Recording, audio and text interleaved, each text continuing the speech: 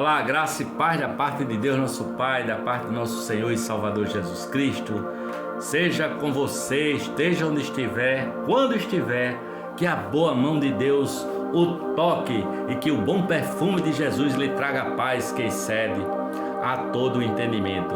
Hoje, refletindo no Talmidinho passo a passo de Jesus, em Mateus capítulo 8, versículos 14 e 15, diz assim: entrando Jesus na casa de Pedro, viu a sogra deste de cama, com febre.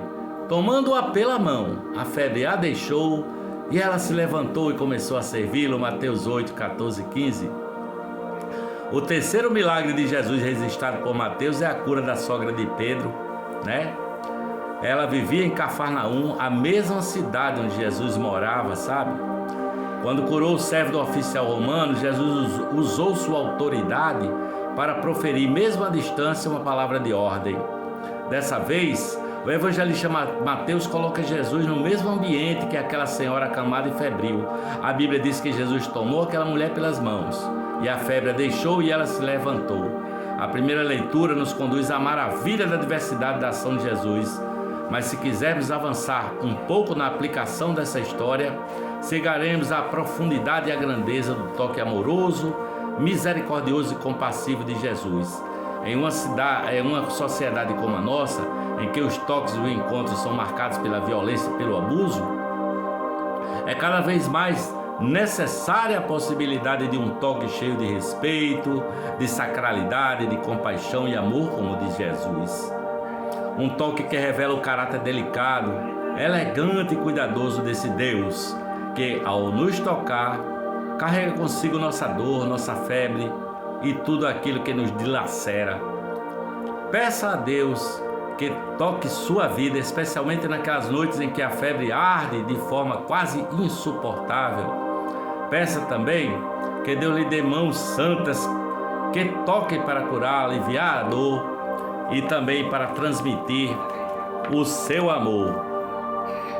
Ao anoitecer foram trazidos a Jesus muitos endemoniados, e ele expulsou os espíritos com uma palavra e curou todos os doentes.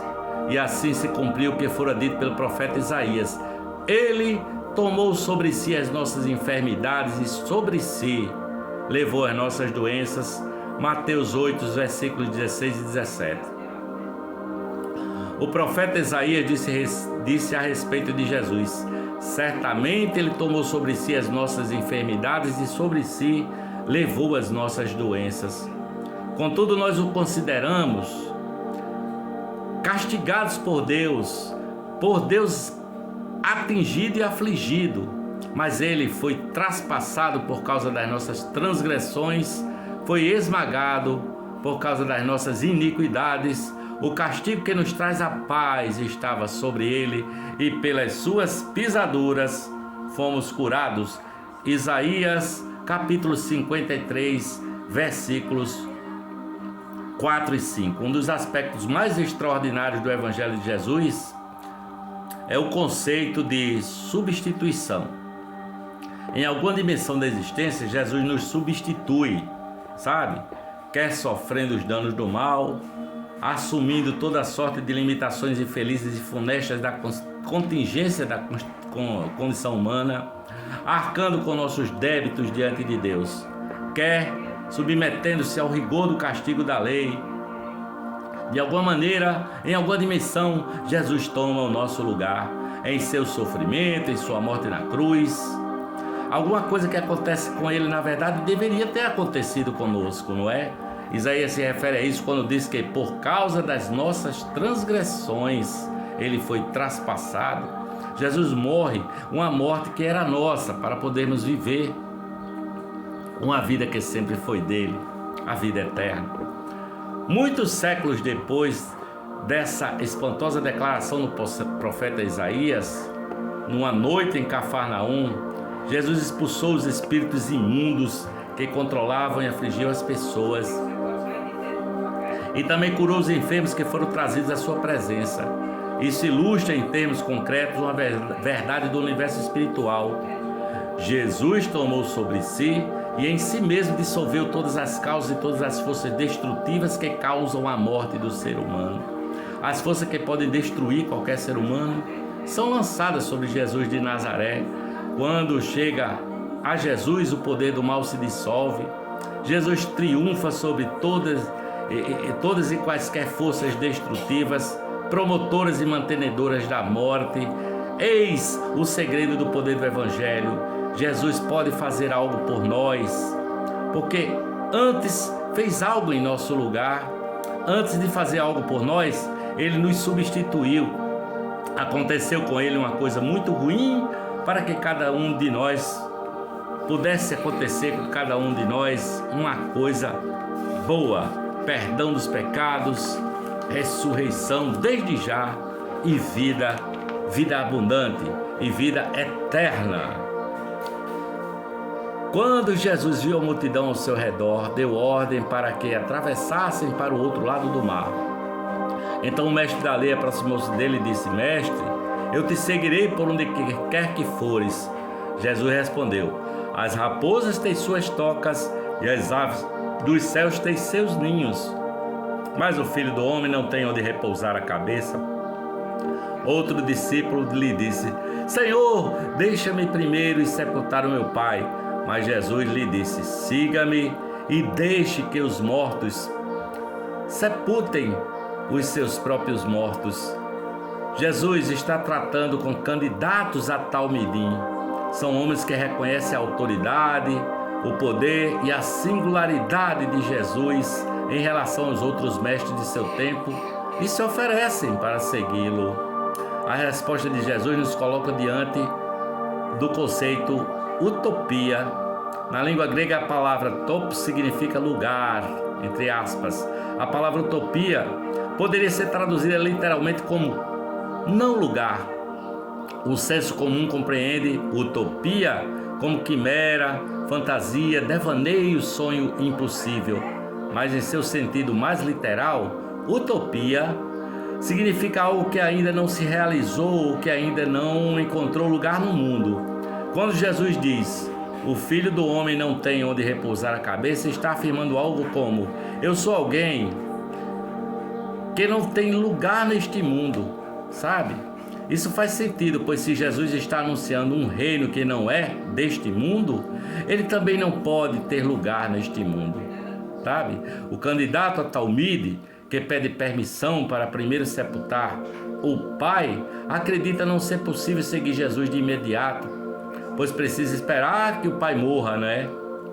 A resposta de Jesus sugere que o compromisso com o reino de Deus é urgente e o engajamento no discipulado é prioridade máxima. Quem se encontra com Jesus de Nazaré deve discernir que as coisas deste mundo devem ficar para trás, Um talmide de Jesus deve estar disposto a renunciar e abrir mão de imediato e em caráter de urgência de tudo o que o impede de seguir a trilha do reino de Deus. É como se Jesus dissesse: você me segue agora e a gente não vai se fixar em lugar nenhum deste mundo aqui, pois o que estamos construindo não se concretiza aqui neste mundo. Quem vive preocupado com as coisas deste mundo perde a dimensão da utopia, né? Perde a dimensão, a realidade que transcende este mundo. E quem perde a dimensão da utopia já não sabe mais o que está fazendo aqui, já fica sem sentido. Provavelmente fazendo referência a esse ensinamento de Jesus, o apóstolo Paulo nos recomenda: mantenham o pensamento nas coisas do alto e não nas coisas que são terrenas, como está aqui em Colossenses capítulo 3, versículo 2. Por isso que a palavra de Deus diz: olha, não pense nas coisas que para trás ficam, o que ficou para trás passou, mas olhe para Jesus, autor e consumador da sua fé. Prossiga, olhando para frente, olhando para o alto, pensando na possibilidade de andar no caminho estreito que conduz à vida, e a vida abundante, e a vida eterna, que é a vida que Jesus Cristo nos deu. Porque a vida eterna não significa que quando eu morrer eu passarei para o ambiente do céu. Isso é verdade também, mas a vida eterna é uma dimensão que já começa agora, desde já. Se você crê em Jesus Cristo e anda assim com esse pensamento em trilhar o caminho que conduz à vida, em trilhar o caminho em que você expande o seu coração, nega-se a si mesmo e passa a amar até o seu inimigo, se isso for necessário, que passa a andar no caminho da paz, da reconciliação, você já tem a vida eterna desde já, só esperando que esse dia, quando chegar, será a concretização do reino que nos está preparado desde antes da fundação do mundo. Beijo para você, amém, glória a Deus.